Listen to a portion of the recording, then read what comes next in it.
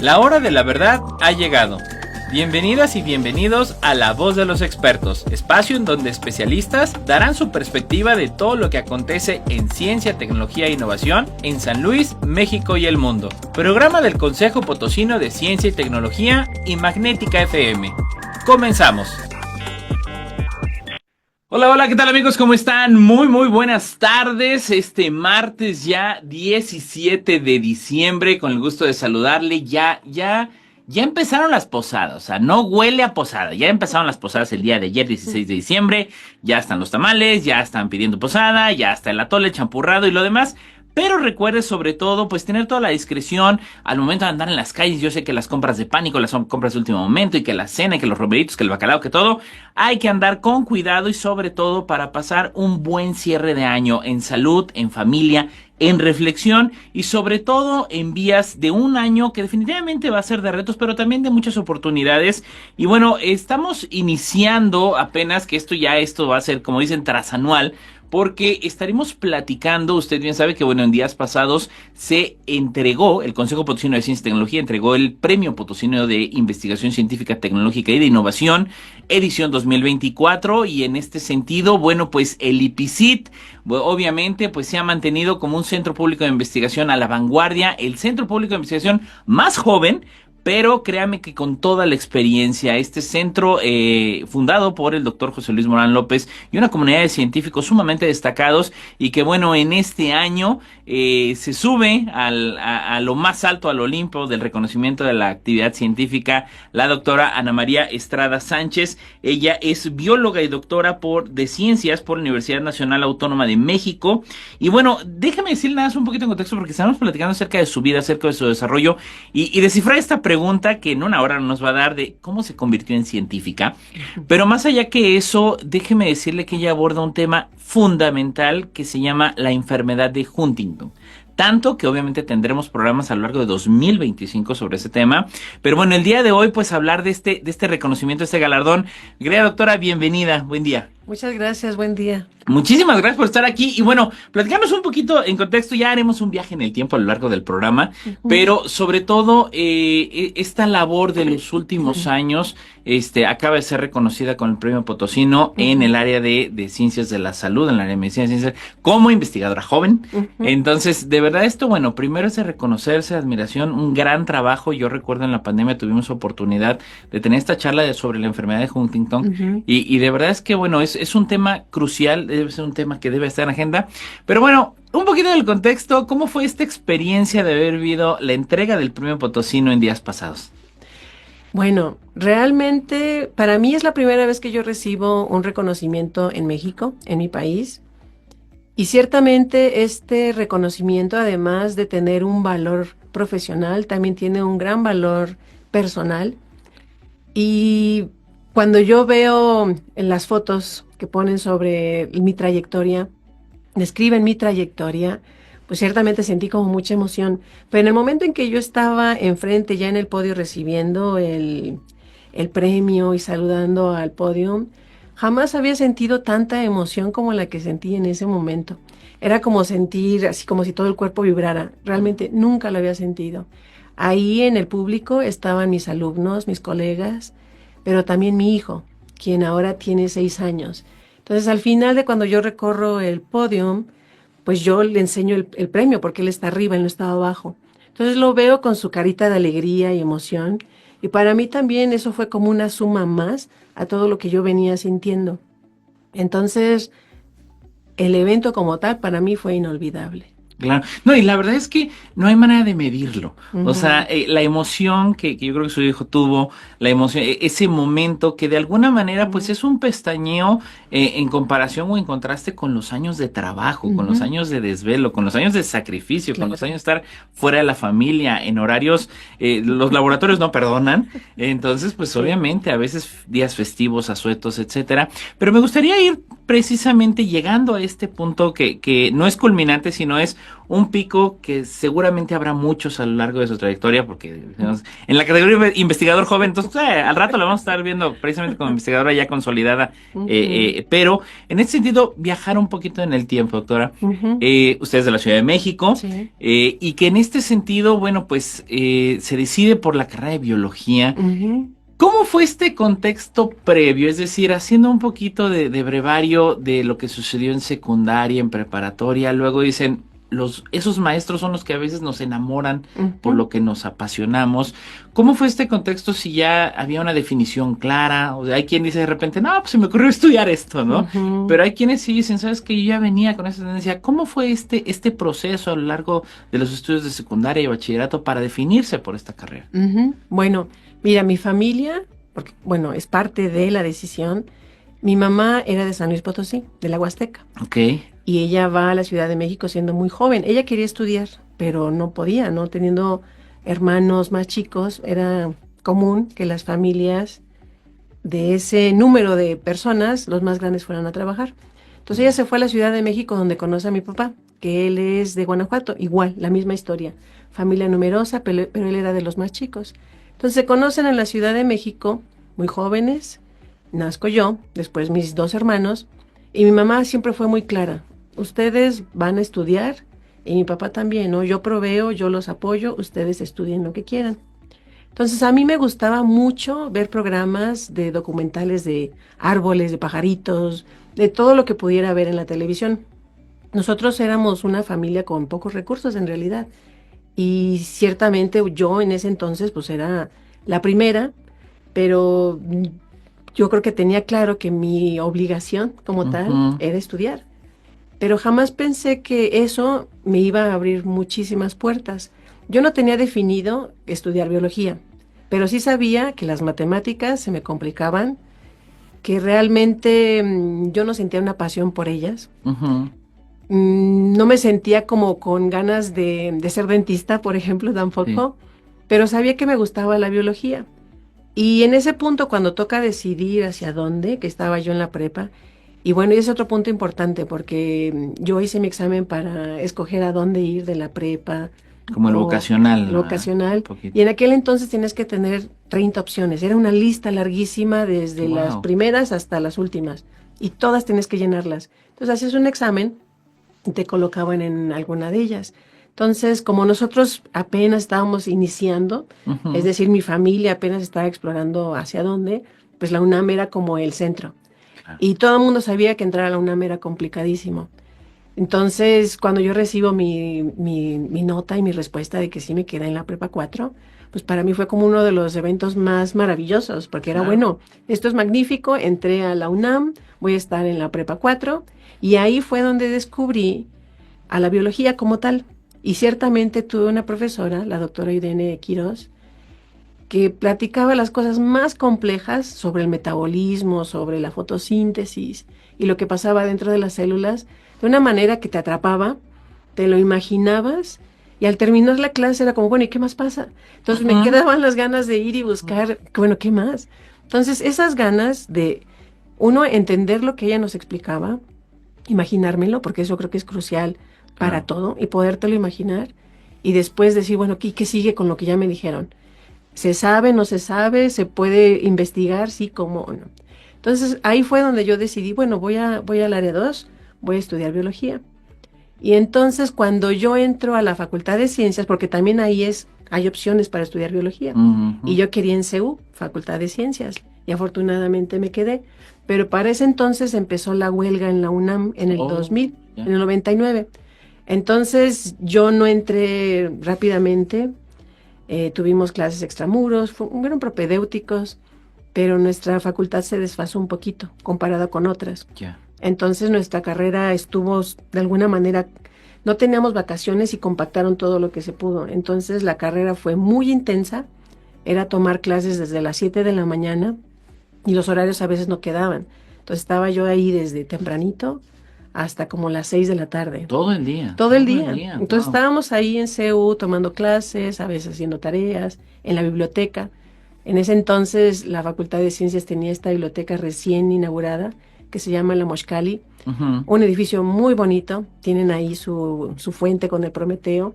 Entonces ahí estaba yo, ¿no? Pasando mis horas estudiando, leyendo, y con mis compañeros, mis amigos, resolviendo exámenes, cuestionarios y demás. Ya. Entonces ahí la biología para mí fue como un parteaguas, porque no solo aprendes de bacterias, de hongos, animales, aprendes de todo, ¿no? Yo tomé clases de cactáceas, de mamíferos marinos, de virus. Entonces fue como de, bueno, esto es maravilloso, ¿no? Con la Una biología es amplitud todo, brutal. todo, Sí, sí, sí. ecosistemas, evolución, paleontología, también había matemáticas, y ahí pues también redescubrí el amor por las matemáticas, porque Mm, anteriormente dije, no, pues yo no me gustan, pero ahí no hubo de otra más que entenderlas, claro, pero fue de una manera diferente, porque estaban aplicadas a sistemas biológicos, ya. y ahí sí me gustó más. No, qué chulada, porque digo, finalmente, en Ujú, medio de una huelga que sabemos que fue un momento hasta histórico ujú, para la historia universitaria de sí, México, pero ujú, en medio de eso seguir luchando. Ahora, ¿cómo se da este devenir a lo largo de la carrera? Ya me mencionaba, fue muy intensa, pero generalmente a veces cuando uno llega al cierre de carrera es, bueno, ¿y ahora qué sigue, no? ujú, ¿A qué me voy a dedicar? ¿Qué voy a trabajar? Si ya se visualizaba desde ese ujú, momento esta parte de continuar en áreas de posgrado. ¿Cómo fue ese proceso entre la mitad y ya el cierre de carrera para decir, bueno, qué es lo que sigue, ¿no? ujú. Bueno, siguiendo con la historia, en esta biblioteca que te digo de la Moshcali, en alguna ocasión yo estaba revisando artículos, nos habían dejado una tarea y estaba yo revisando una revista de artículos de investigación. Ujú, Mi inglés para ese entonces no era muy bueno, ¿no? O sea, yo estuve siempre en escuelas públicas y nuestro nivel de inglés era muy bajo. ujú, Entonces me costó mucho trabajo entender ese artículo, pero hablaba sobre la descripción de unas enzimas que estaban relacionadas con un proceso de muerte. Entonces, para mí fue una sorpresa saber, bueno, las células tienen un proceso de muerte, no ujú. nada más desaparecen o no nada más explotan. Apenas estaba yo conociendo qué era eso. Entonces me llamó tanto la atención que yo a la mitad de la carrera decidí, bueno, pues yo quiero estudiar esto, yo quiero estudiar cómo es que una célula inicia su proceso de muerte, pero además qué pasa en ese proceso y qué pasa después. Claro. Entonces, en la estructura de la carrera de biología en ciencias, a la mitad de la carrera, tú escoges un taller y ese taller tiene diferentes profesores, profesoras, que lo que hacen es darte información sobre su área de trabajo y posteriormente, en los últimos 2 semestres, haces un proyecto de investigación. Yo estaba en un taller que era bueno, era con profesores en aquel entonces del IBT, del Instituto de Biotecnología, Ujú, y entonces te tenías que ir a Cuernavaca, ¿no? La idea era tomar el taller ahí en CU, pero ya después, cuando faltaban los últimos semestres, ir a hacer experimentos allá. Tomé los 2 primeros años y había un laboratorio en donde estudiaban la apoptosis, que así se llama este tipo de muerte celular. ya. Entonces fue como, bueno, voy a ir a este me gusta. Pero en ese taller habíamos muchas personas interesadas en algunos de los laboratorios, incluyendo este de apoptosis. Y la selección se dio a través de tu promedio. Entonces, Mm, habían chicos y chicas excelentes, 10, 9 nueves, ¿no? Y entonces tuvieron la oportunidad de seleccionar el taller primero. Entonces, este taller tenía, si no recuerdo mal, 2 lugares. Los 2 se llenaron. Entonces, yo no tuve oportunidad. ¿Cómo? ¿Cómo? Ujú. ¿Cómo? No tuve oportunidad. Y entonces fue como, bueno, ¿Y ¿y ahora? ¿Y ahora? ahora sí? Y entonces no había de otra más que estudiar bacterias. Y honestamente yo no quería. Ya. Entonces dije, no, bacterias no. Y tuve que tomar una decisión bien complicada, porque fue, no, pues no voy a entrar a ningún taller, no me gusta, no me siento tan interesada. Y la pregunta fue, ¿qué voy a hacer ahora? Claro, ¿No? claro, qué interesante porque bueno, estamos empezando apenas esta historia de éxito y que bueno, recién galardonada por el Premio Potosino de Investigación Científica y Tecnológica en el área de Medicina y Ciencias de la Salud como investigadora joven, la doctora Ana María Estrada Sánchez. Ella es investigadora del IPCIT. Estamos empezando apenas la voz de los expertos. No se vayan. Entrando a la voz de los expertos, ya lo sabes, siga la transmisión a través del Facebook Live en Magnética en 101.3 de FM, así como también a través de las redes sociales del Coposit, Facebook, Twitter, Instagram, LinkedIn y TikTok.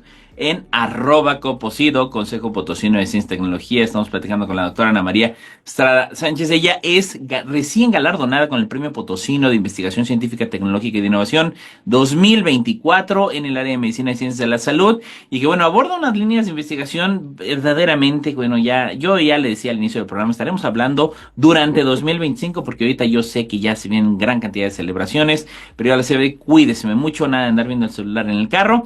Y bueno, pues, doctora, nos quedamos en esta parte, ¿no? Es decir, no quería estudiar bacterias, se llenó el espacio de laboratorio, Sí. y bueno, ¿qué sucedió después? ¿Qué toma de decisión hubo ahí? Bueno, cuando yo decido no las bacterias, entonces yo me quedo con un taller trunco, Ujú. sin un laboratorio para hacer mi tesis, y pues ahí en la Facultad de Ciencias.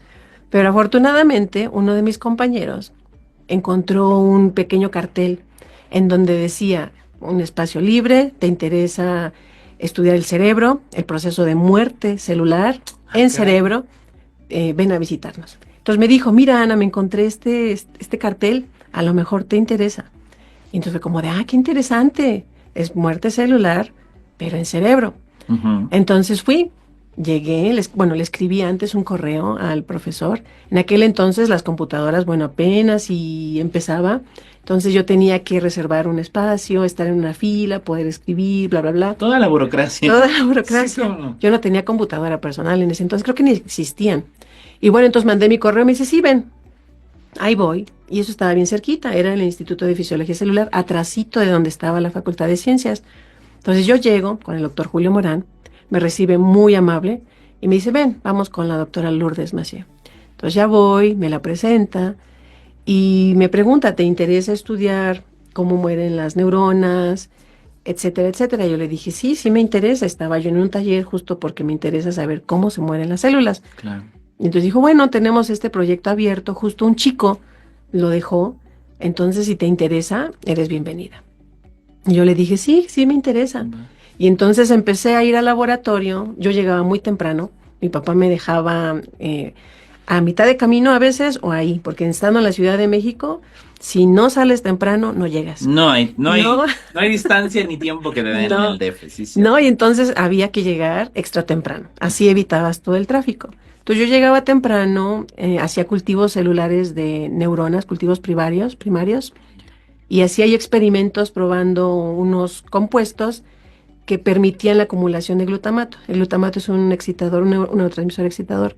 Entonces las células se mueren, se sobreactivan y empiezan un proceso de muerte. Entonces yo estudié esto in vitro como mi tesis de licenciatura. Me gustó mucho, avancé muchísimo, llegando temprano yo podía hacer muchos experimentos, Claro. hacer mis cultivos, además me gusta mucho. Era pues trabajar en una campana donde no había ruido más que el bzzz de la campana, y era como un proceso mecánico, ¿no? Entonces me gustaba mucho, los cultivos salieron muy bien, los experimentos salieron bien y terminé mi tesis en tiempo, ¿no? Yo estaba preocupada porque tenía este desfase con el taller anterior, pero no pasó nada, me gradué en 2002, ¿sí fue en 2002? Sí, ajá, y después de esto a mí me gustó tanto que fue como, bueno, yo voy a estudiar lo que sigue. El siguiente paso. El siguiente paso. Qué padre. Y el siguiente paso, para aquel entonces tenía poco que se tenía este doctorado directo. No había que hacer había maestría. doctorado directo. Y entonces fue como, bueno, pues voy a este. Hice mi examen de admisión, me quedé en el mismo laboratorio de la doctora Mació, pero en este entonces yo ya se veía como, bueno, ya sé cultivos, ahora quiero trabajar en vivo. Entonces justo coincidió con que Lourdes estaba trabajando una idea con un doctor del CIMBESTAF, el doctor Segovia, y él trabajaba en Huntington en aquel entonces, y sigue trabajando en esta enfermedad, y él tenía un modelo transgénico. Entonces Lourdes me dice: bueno, tenemos este modelo, a lo mejor podemos estudiar a los mismos transportadores, las mismas proteínas que estudiaste tú en tu tesis de licenciatura, pero ahora en la enfermedad de Huntington. Y entonces fue como, bueno, sí, suena interesante. Y fue todo un reto. La verdad estaba yo súper emocionada, pero no me imaginé que tener una colonia de ratones transgénicos, trabajar en vivo, y además sabiendo que estos ratones, al tener las manifestaciones semejantes a lo que ocurre en los humanos, pues también implica que son más susceptibles a prácticamente todo, incluso la manipulación, si no era correcta, los ratones tenían crisis epilépticas y ahí se quedaban, Wow. ¿no? Entonces sí era como, bueno, hay que hacerlo. Lo hice, al final sí fue uno de los grandes retos yo creo que tuve durante toda mi carrera, porque me tocó montar una colonia de ratones transgénicos, montar la identificación por PCR del transgen, algo que sí me costó bastante, hacer todos esos experimentos, pero yo recuerdo el proceso de doctorado, en particular por una gran enseñanza que tuve yo ahí. Yo tenía que compartir estos ratones, es decir, a mí me los daban al inicio. Y no había muchos ratones, entonces recibía pocos. Y cuando llegó una ola de ratones, porque entonces había muchos, no tenían identificación, estos pueden ser silvestres, es decir, no tienen el transgen, Sí. o transgénicos. Yo les hice la cirugía a todos, porque estaba haciendo cirugías en aquel entonces en los ratones, administrando un compuesto en una región del cerebro. Y cuando hago la revisión de las fechas de nacimiento, me di cuenta de que había un error. Y entonces había un desfaso por 4 semanas en un grupo de ratones. Cuando yo identifico eso fue como de, bueno, entonces no todos tienen la misma edad.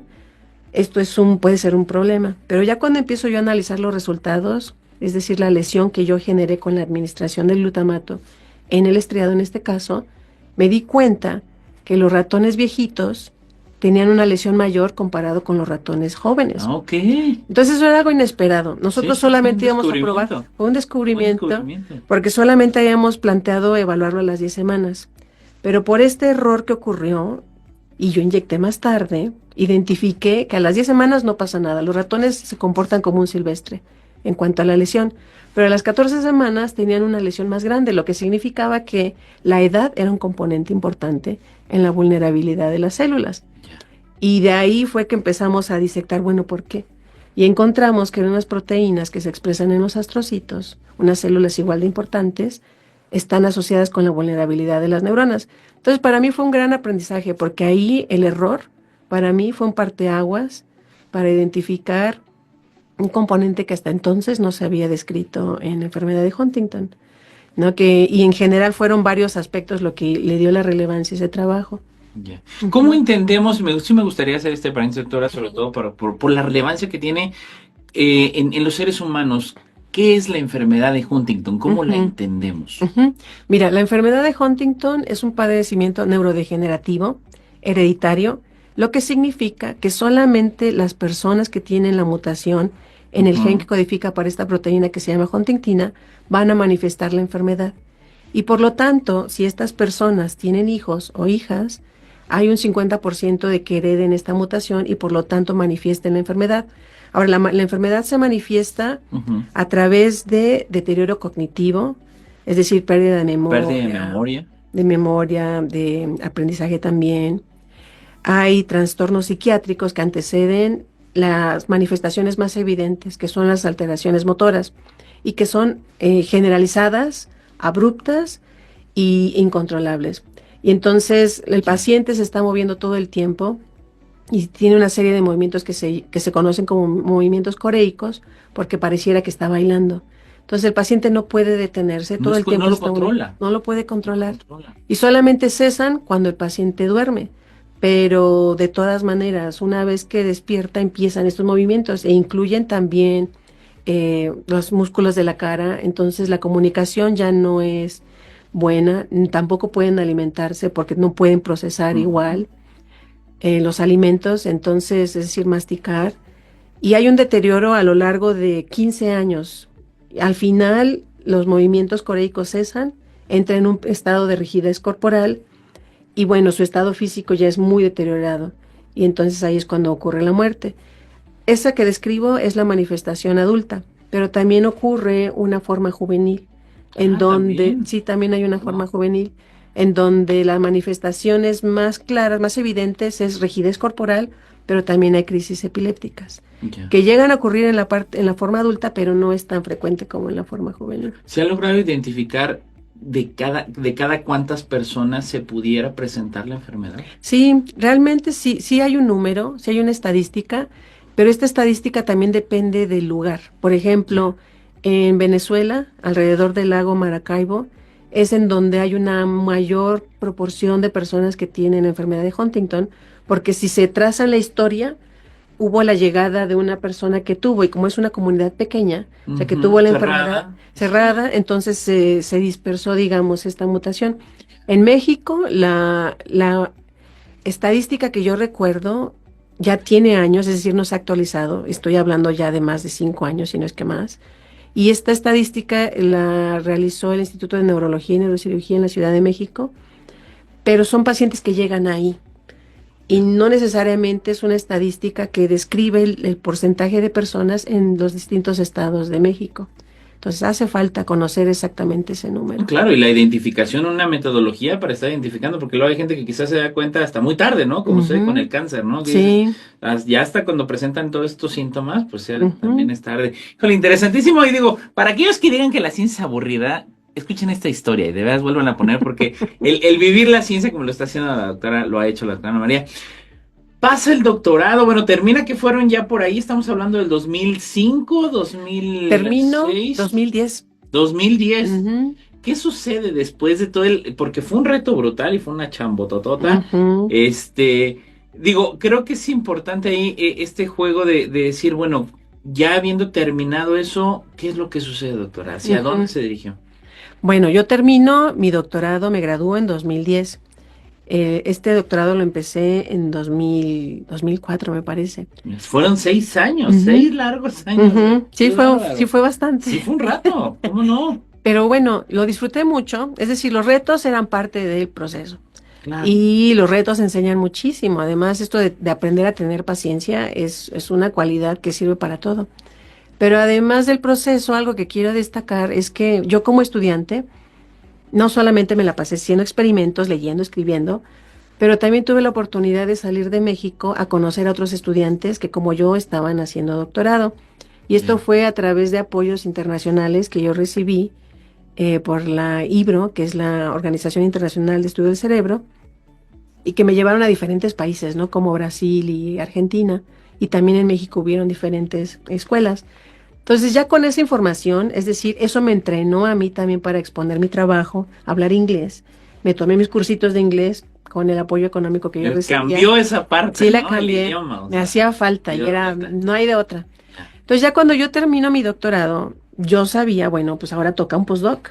Y yo sí quería tener un laboratorio de investigación. Yo tenía muy claro, yo quiero hacer investigación y tener mi propio grupo.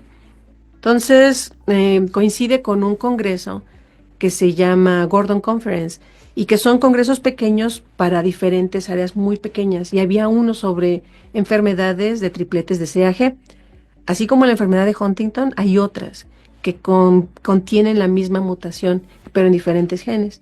Entonces fui a este congresito, mandé mi trabajo, me dieron una beca, porque gané un premio allá.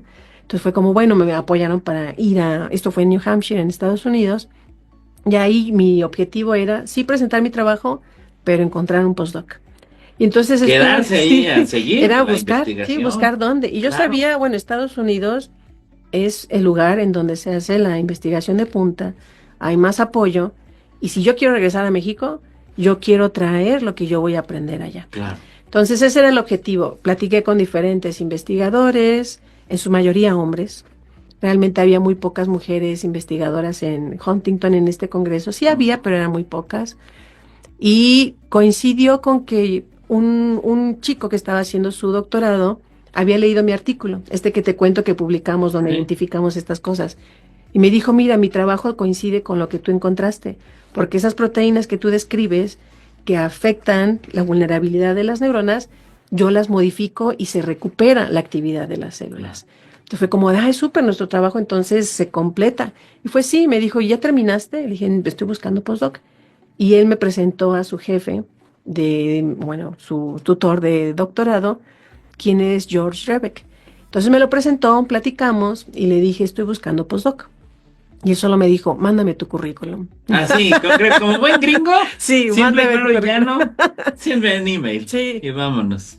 Híjole, qué interesante, porque de verdad ahí se demuestra cómo se han abierto las puertas. Digo, si bien no todas las puertas se abren, y muchas puertas se cierran a veces en la cara, pero creo que esa determinación, porque esa es la palabra, la determinación de seguir, y qué es lo qué es lo que quiso en ese momento, que lo que continúa luchando, pues es lo que de alguna manera a veces genera esa energía, ese impulso, porque se sigan abriendo las vías, ¿no? Interesantísimo. Pero bueno, acompáñame rápido, vamos a un corte más. Aquí estamos platicando con la doctora Ana María Estrada Sánchez, es galardonada con el Premio Potosino de Investigación Científica y Tecnológica 2024 en el área de Medicina y Ciencias de la Salud. Interesantísima la charla. Si usted apenas se va conectando, le invito a que cheque ahí en el Facebook Live o en el YouTube de Composite pero historia de verdad que ni Gustavo Adolfo Infante la saca, ¿eh? Entonces, no se vaya, volvemos en un momento.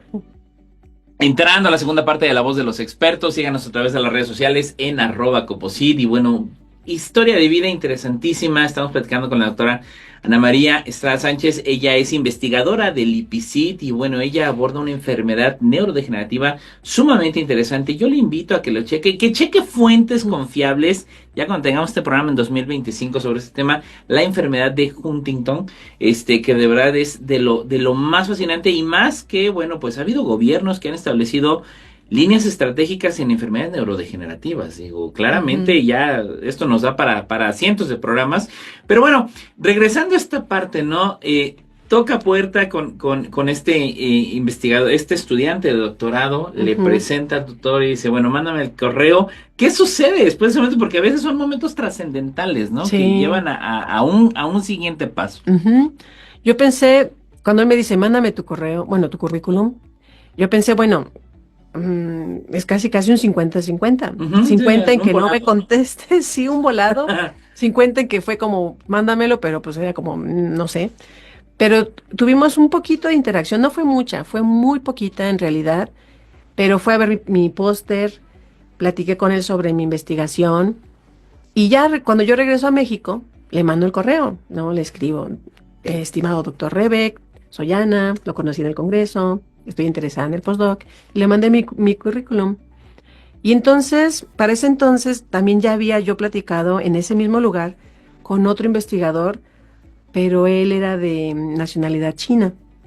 Y él sí fue como muy insistente de, sí, necesito ver qué sabes hacer, cuáles son tus ideas, tienes recursos, es decir, si yo iba a tener una beca para ir a trabajar a su laboratorio. Y también le escribí. Y George fue muy distinto. George fue como, bueno, déjame revisar. Me escribe y me dice, sí me interesa, veo que tienes conocimiento en áreas que me interesa incorporar en el laboratorio, y yo tengo todas estas opciones que te puedo ofrecer para que tú aprendas. Yeah. Y en particular yo estaba súper interesada en la técnica de registro de neuronas in vivo. Es decir, que tú colocas un electrodo en una región del cerebro, el ratoncito explora, hace tareas y tú registras la actividad neuronal. Eso es lo que hacía George en su laboratorio. Y fue uno de los laboratorios pioneros en hacerlo en la enfermedad de Huntington. Estos ratoncitos que te digo que si los agarras de una manera que incorrecta, o se estresan y ya murieron, ¿no? Wow. Entonces era como, bueno, yo quiero aprender esto.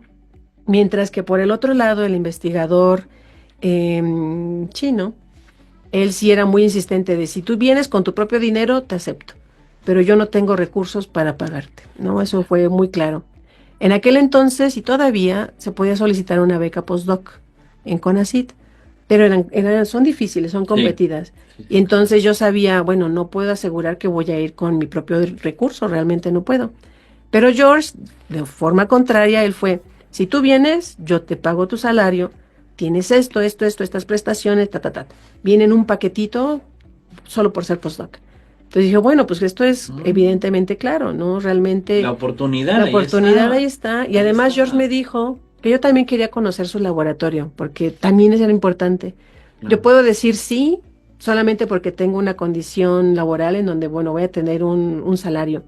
Pero si el laboratorio no era adecuado, y eso es importantísimo, si un laboratorio y los miembros de ese laboratorio, de ese equipo, no trabajan entre sí o hacen lo contrario, significa que va a ser muy difícil trabajar ahí. Claro. Entonces fui a ver su laboratorio, me invitó, coincidió con otro congreso, entonces conocí a las personas de su laboratorio, todos muy amables, había personas en la mayoría de Estados Unidos, pero muy diferentes entre sí, ¿no? Entonces a mí me llamó mucho eso la atención.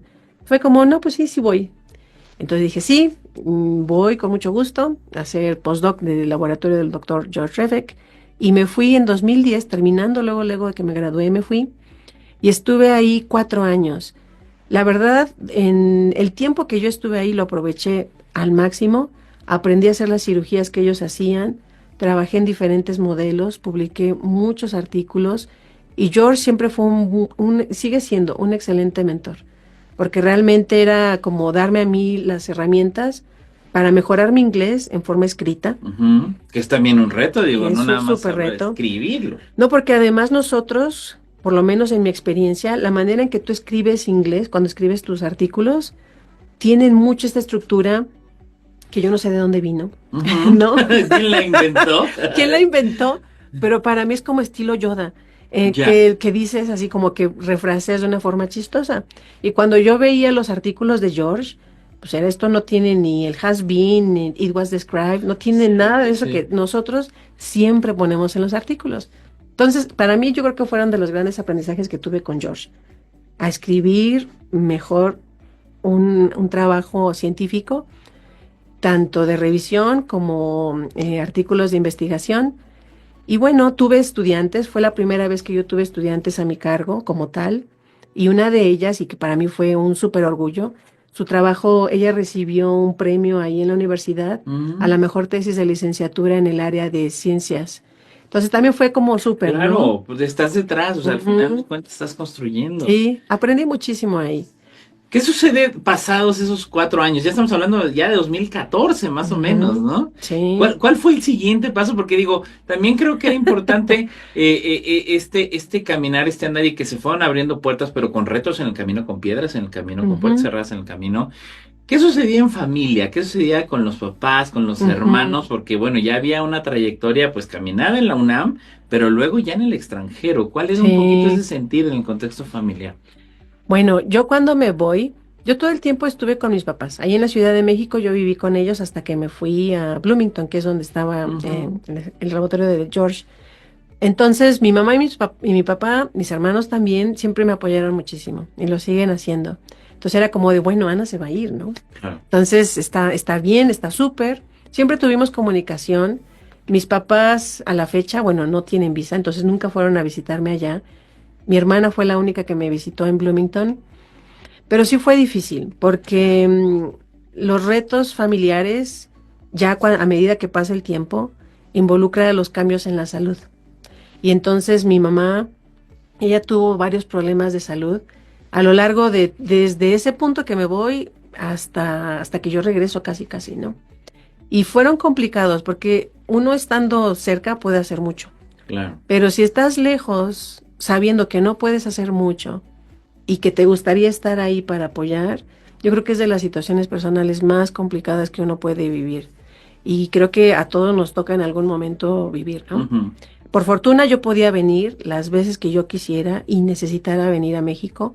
George fue una persona también muy flexible en ese sentido. Empática. Sí. No era de estos tutores que es no puedes irte del laboratorio y no te vas hasta que yo me vaya. Claro. No, él entendía y era, si tienes que ir a México, ve, no hay problema, terminas lo que tienes que hacer cuando regreses. Entonces eso también para mí fue un gran apoyo por parte de él y yo pude estar con mi mamá, que todo complicó un poquito más después del 2014, cuando yo termino con George, porque igual su estado de salud iba en declive. Y entonces, pero ahí sí la historia fue un poquito diferente, porque ya no estaba yo con George. Cuando yo estoy ya a finales del 2014, George me dice, no tengo ya más dinero, ya no tengo proyectos, entonces yo creo que te toca ir buscando otro laboratorio. Entonces yo le dije, bueno, está bien, voy buscando. Y coincidió con otro congreso. Los congresos son clave para hacer conexiones y encontrar... Importante decirlo, porque luego hay quien dice, ay, ¿para qué? ¿Y para qué viajan? No, lo acaba de demostrar ahorita. Son los que abren las puertas. Son los que abren las puertas porque ahí es donde presentas tu trabajo, lo discutes con los que saben más de ese tema. Y con pares, con estudiantes que van en esa línea, con tutores, etcétera. Y no sabes quién va a hacer la conexión. Y no sabes quién te está escuchando y que después te dice, a mí me interesa lo que tú sabes hacer. Claro. ¿Por qué no vienes? Y así fue lo que pasó. Yo voy con mi trabajo de cirugías, de registros en vivo, lo presento, porque esa vez lo presenté de forma oral. Me seleccionaron para hacerlo así.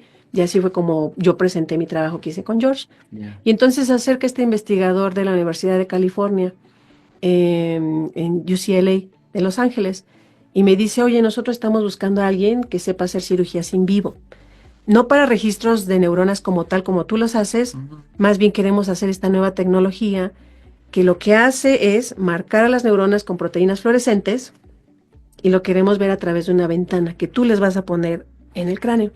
Wow. Y entonces fue como, bueno, suena interesante, yo creo que sí puedo hacerlo. Y entonces me dice, pues platícalo con George, porque si te interesa, sería empezar pronto. Entonces ya platico con George y George me dice, sí, yo ya sé, me dijeron, ¿no? Me dijeron que estaban Ese interesados. chisme, hasta en la ciencia los chismes andan. ¡Qué barbaridad! Puede ser. Sí, así Híjole. es. Y fue como, bueno, está bien, ya lo sabes. Me dice, sí, está bien, Ana. Ve. Pero justo cuando estoy yo a punto de decir, bueno, sí, sí voy, George me dice, pasaron unos mesecitos después, me acaban de dar otro grant, 2 años, quédate. Wow. No, y entonces yo estoy entre las dos opciones. Yo ya conocía muy bien lo que se hacía en el laboratorio de George, lo sabía hacer perfecto. La dinámica era muy buena, los estudiantes muy buenos, y por otro lado estaba lo desconocido, ¿no? Sí, esto es nuevo. Completamente Sí, nuevo. UCLA. Y era como, bueno, ¿qué voy? Voy para allá, más bien, ¿qué hago? Y entonces le dije a George, muchas gracias, pero yo creo que voy a la otra, porque aquí si me quedo, creo que ya no voy a avanzar más, Ujú, ¿no? ujú. Y entonces George me dijo, está bien, lo entiendo, ¿no? Entonces me voy a UCLA, a este laboratorio enorme. Con George era yo la única postdoc. Ujú. Acá donde llego en este laboratorio yo era como la quinta o la sexta postdoc. Wow, postdoc, o sea, Un qué bárbaro. laboratorio con muchísimos recursos, mucha gente. La colonia de ratoncitos transgénicos era enorme. Había diferentes, 4, 5, 6 transgénicos diferentes. Todos los postdocs trabajando a máximo. Pero además te imaginarás ahí que el ambiente era diferente. Claro, y hasta el contexto sociocultural era Todo. abismal, de lado a lado. De lado a lado. Sí, claro. Y la dinámica ya no, a veces era colaborativa con algunos postdocs, pero no con todos. Había mucha competencia. Ya. Y no solamente en el laboratorio al que yo iba, sino con los otros laboratorios, en ambos sentidos, que colaboraban mucho, pero también había como mucha separación. Sus líneas, sí, Ujú. claro. Digo, híjole, interesantísimo. Yo imagino la cantidad de ratones, ya hasta tenían Oxxo ahí para ellos, ¿no? Todo. Ay, no, de veras que está interesantísimo. ¿No? Estamos platicando con la doctora Ana María Estrada Sánchez. Ella es recién galardonada con el Premio Potosino de Ciencia 2024 por el COPOSIT. Y bueno, pues con esta interesante, larga trayectoria, pero una mujer que de verdad ha roto todas las barreras y todas las piedras que se le han puesto en el camino. Y bueno, no se vaya, estamos llegando casi ya a la recta final de La Voz de los Expertos. Volvemos.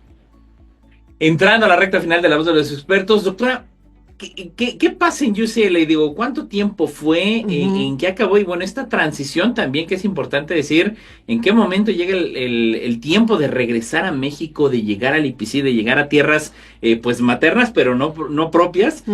¿Cómo se da este proceso en UCLA? ¿Cómo concluye y cómo se da esta transición al IPI? Bueno, en UCLA yo empiezo a montar esta técnica en donde ciertamente hay que hacer una craniotomía, es decir, un pequeño círculo sobre en el cráneo del ratón, poner una ventana y poder ver las neuronas.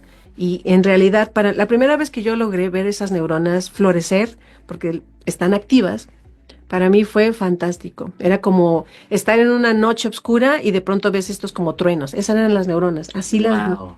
Entonces era como, wow, esto es fantástico.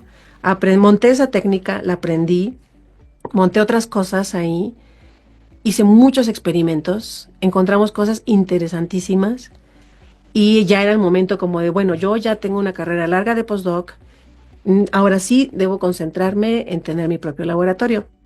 Pero otra vez, la competencia es brutal. Férrea, dura. Durísima, porque tienes tú que tener una carrera exitosa, ciertamente, demostrarlo con artículos, con grants, cómo tú transmites tu información, escrita, oral, si tienes proyectos, todo eso influye. Entonces yo apliqué durante 2 años, tanto en Estados Unidos como en México. Yo siempre tuve el gusanito de, bueno, yo quiero volver a México y llevarme todo esto que aprendí. Pero también para ese entonces yo ya tenía mi pareja, que era de allá, y estaba entre las dos, era o me voy para México o me quedo acá. Entonces fue como un poco difícil, porque también para ese entonces yo ya había terminado mi postdoc y estaba dando clases en línea, y eso me preparó para la pandemia. Entonces estaba yo dando clases en Desde línea. antes de pandemia. Desde antes de pandemia. Entonces estaba dando clases en línea, preparando mis solicitudes, y apliqué a más de 100 trabajos en esos 2 años, tanto allá como acá. Tuve pocas entrevistas, y las que tuve en México, uno fue en neurobiología en Juriquilla y el otro fue en fisiología, donde yo hice mi doctorado. Ujú, sí, ahí en... Entonces apliqué, quedé dentro de los finalistas, fui a presentar, etcétera. Y cuando presento en fisiología celular, yo iba embarazada. Yo tenía, creo que 6 o 7 meses de embarazo.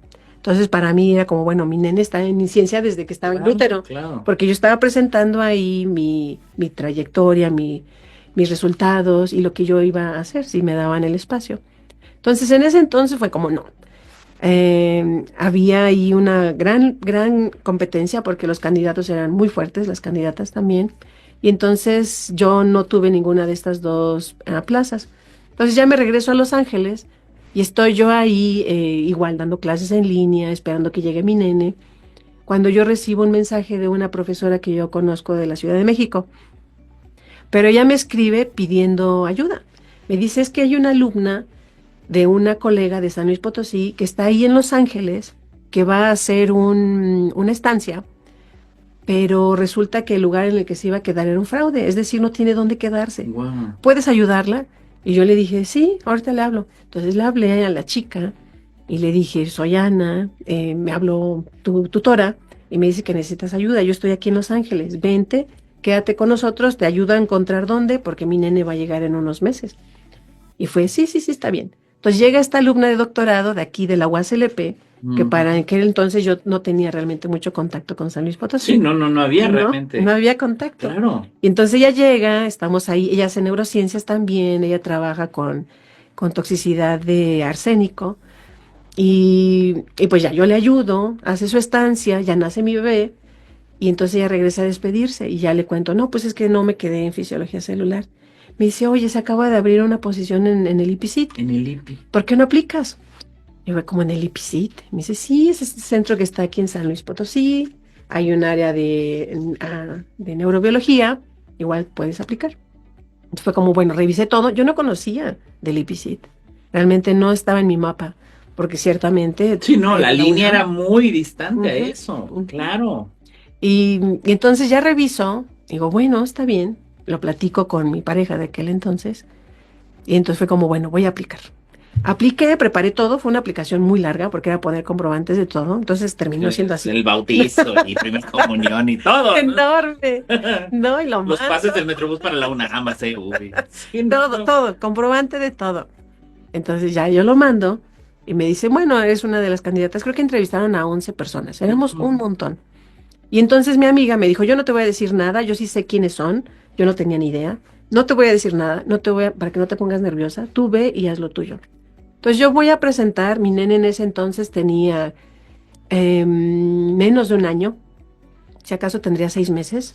Entonces estaba bien pequeño. Él se quedó con su papá. Yo vine a San Luis, en la Ciudad de México, vine a San Luis. Presenté, di todo mi trabajo de Huntington. Ya había presentado para ese entonces muchas veces mi proyecto. Lo modifiqué un poquito, agregué unas cosas y yo sentí que me fue muy bien, ¿no? Pero además, a diferencia de los otros lugares, este era el lugar en el que yo noté un mayor interés en lo que yo estaba haciendo, en lo que yo estaba proponiendo y lo novedoso, porque lo novedoso involucraba las tecnologías que yo aprendí en Estados Unidos y también estudiar estas células que son los astrocitos y que realmente siempre se quedan por detrás de las neuronas. Las neuronas siempre se llevan el papel principal, pero los astrocitos, sin ellos las neuronas no viven o no funcionan como funcionan.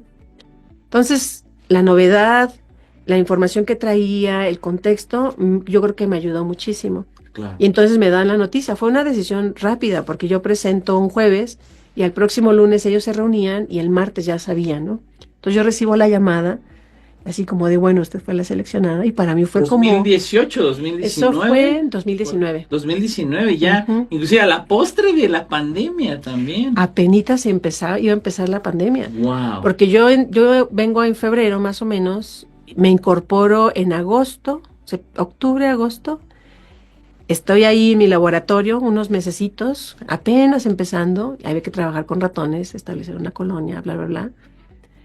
Y la pandemia empieza en marzo.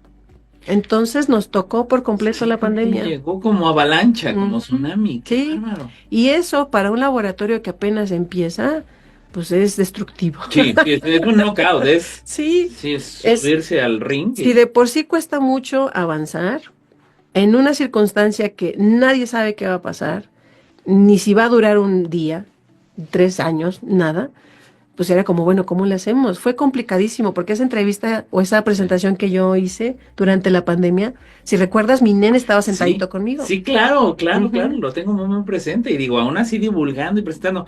ujú. Algo que me gustaría brincar un poquito de lo que ha sido también ya estos últimos años, pero bueno, llegó desempacada y luego le tocó pandemia. Vaya que no sé si hay destino o no, no soy experto en estoicismo, pero bueno, esto de Memento Mori, hay un destino, qué bárbaro, o sea, de verdad, muy interesante ha sido esta charla.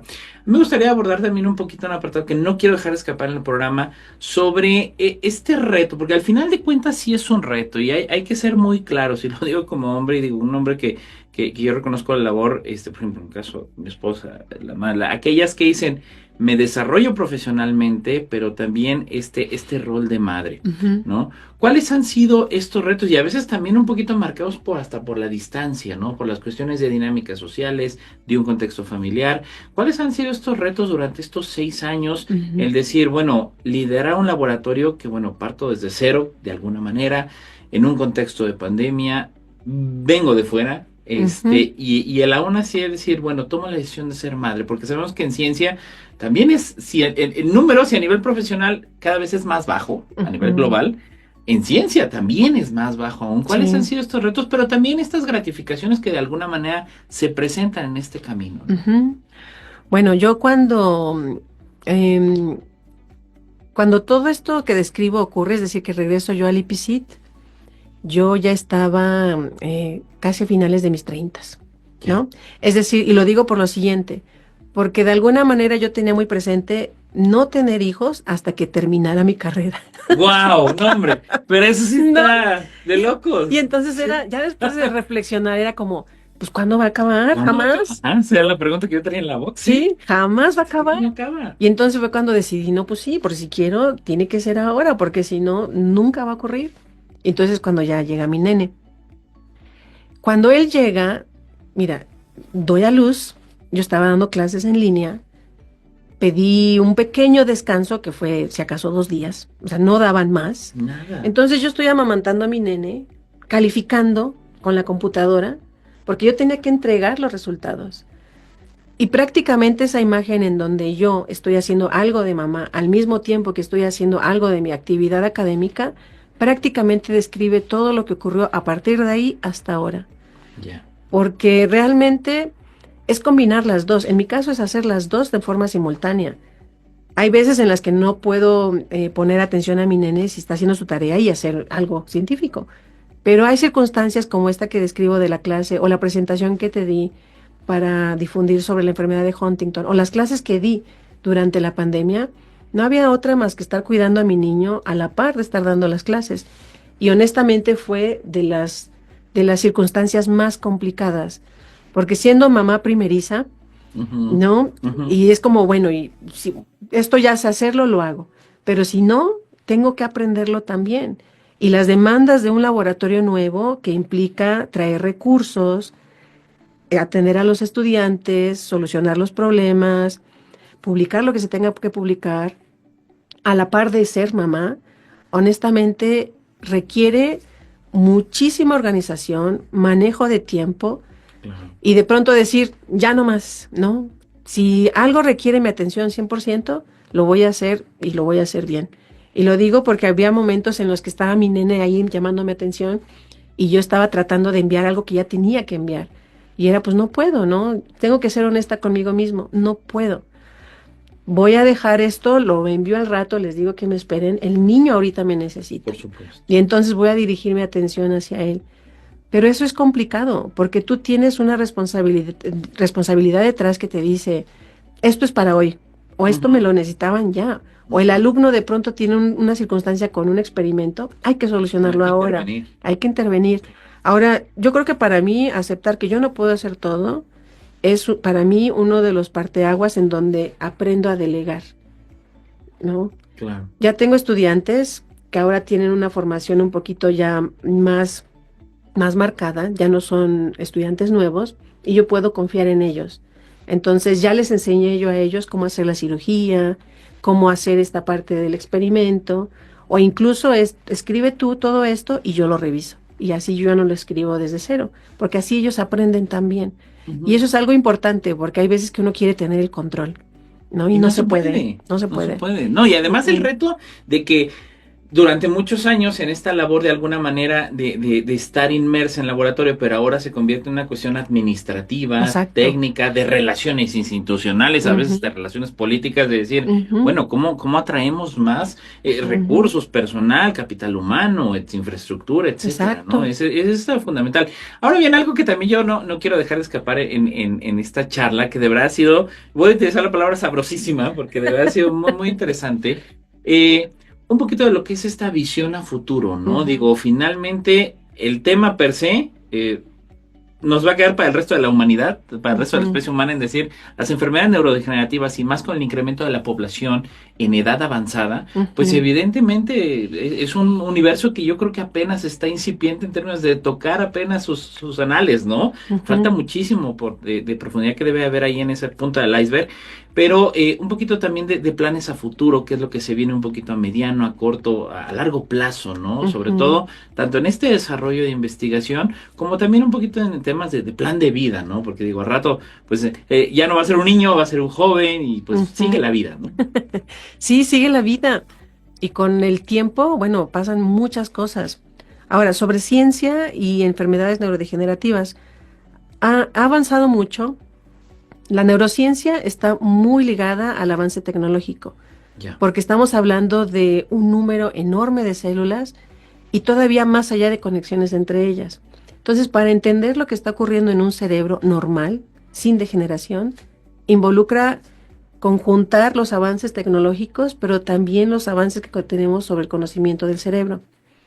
Y no conocemos todo, realmente apenas estamos describiendo procesos que pues, eran desconocidos, ¿no? Y eso integra el conocimiento para entonces movernos a un área que es completamente diferente, que es una neurodegeneración. Si todavía no entendemos bien cómo funciona ese cerebro, bueno, pues nos falta todavía un poquito más para entenderlo cuando hay un proceso degenerativo. En general, un proceso degenerativo no ocurre súbitamente, tiene un proceso largo y ahí es donde nosotros podemos entrar y a lo mejor rescatar un poquito de esas alteraciones para que no culminen en una falla o una muerte celular. El entender en conjunto al cerebro y el cuerpo, yo creo que también nos permite tener otra herramienta para poder avanzar en este sentido. Entonces, lo que se viene enfrente es una combinación de la tecnología, esto que yo les comentaba de registrar las neuronas y verlas, cómo están ellas, es un avance grande. Es disruptivo, o sea, al final de cuentas cambia las reglas del juego, ¿no? Porque estás viendo las neuronas en el circuito que ellas forman, cómo funcionan durante un proceso conductual, y de ahí entender cómo podemos nosotros modificar la función de estas células, porque sí se puede. Ahora podemos usar herramientas optogenéticas para apagar y prender neuronas particulares. Entonces, la idea es que eso más adelante se puede utilizar como una herramienta. Claro. Incluso, de hecho, se hace ahora no con herramientas optogenéticas, es decir, que usar la luz para activar una célula, sino más bien utilizar pulsos eléctricos para activar una región, etcétera. Entonces, hay mucho por descubrir y yo creo que vamos a tener unos grandes avances. Ahora más también porque hay un avance en el estudio de geriatría, envejecimiento, y eso también es otro contexto en el que podemos juntar y poder tener herramientas para ayudar a ese cerebro. No, y digo, de alguna manera, y hay que decirlo, pues es una industria que apenas está detonando, porque, bueno, pues también los gobiernos, las empresas, todos aquellos involucrados, los sectores que están involucrados, pues tienen que voltear a ver y tienen que voltear a invertir en el desarrollo científico, porque si no, pues nos vamos a quedar fuera y cómo se atiende a toda la población, ¿no? Me gustaría ir cerrando, doctora. Creo que tiene todas las credenciales para darles un mensaje, digo, además de inquieta que es usted, qué bárbara, esta parte de que también ha participado como mentora con el British Council, se ha sumado en gran cantidad de actividades orientadas al fomento de las vocaciones científicas, en especial para las jóvenes, y vaya que bueno, su ejemplo de vida creo que da patente de eso, de manera potenciada. ¿Qué mensaje le daría a aquellas jovencitas que de repente, bueno, a veces hasta en casa es el saboteo, porque no en todas las casas a veces, sí, mija, tú puedes ser ingeniera, ¿no? Todavía encontramos algunos tabús en la Huasteca Potosina, en algunos contextos que de repente está difícil. ¿Qué mensaje les daría a estas chicas que de repente tienen este titubeo y que, bueno, finalmente usted, no que haya sido fácil, porque no lo fue, pero no ha dejado de romper este gran hielo que a veces está enfrente y sigue adelante? ¿Qué mensaje le daría a estas chicas? Cuando uno es joven, y lo digo por lo que yo viví, siempre hay duda, siempre está el ¿qué pasará si? ¿No? Pero en general las consecuencias o los resultados de haber tomado una decisión, y lo digo también por lo que yo viví, abren puertas. Las que se cierren no importa, siempre hay otras. Y esas otras pueden llevarte a un camino inesperado, como en mi caso también, y descubrir algo que te va a fascinar. Si hay duda, no de las que den afuera siempre van a haber, sino más bien propia. Si yo dudo en que algo me va a salir bien, bueno, lo que tengo que hacer es intentarlo. Si no sale a la primera y quiero volverlo a hacer, lo puedo volver a hacer.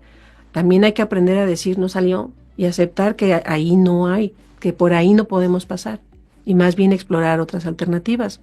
Entonces yo creo que el mensaje en general es ser persistentes y ver al error, al fracaso o al no lo terminé como una posibilidad de una nueva oportunidad, pero también aprender de los errores, yo creo que es una de las características más importantes que uno debe desarrollar. Si uno analiza, ¿por qué me equivoqué? Hice esto, no hice aquello, me faltó esto, pero le puse esto.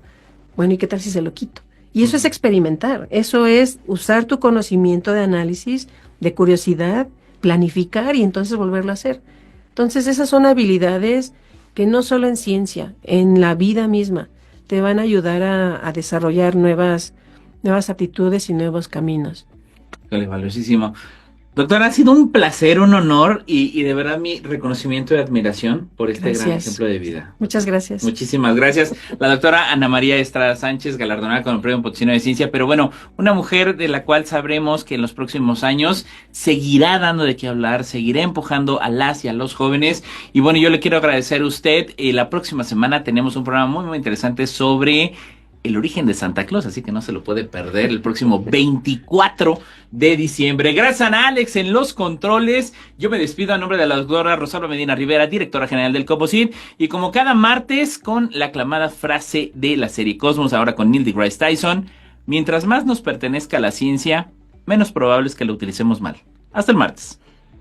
Gracias por acompañarnos en La Voz de los Expertos. No lo olvides, todos los martes a las 4 de la tarde por el 101.3 de FM. Esta fue una producción del Consejo Potosino de Ciencia y Tecnología y Magnética FM. Te esperamos la próxima semana.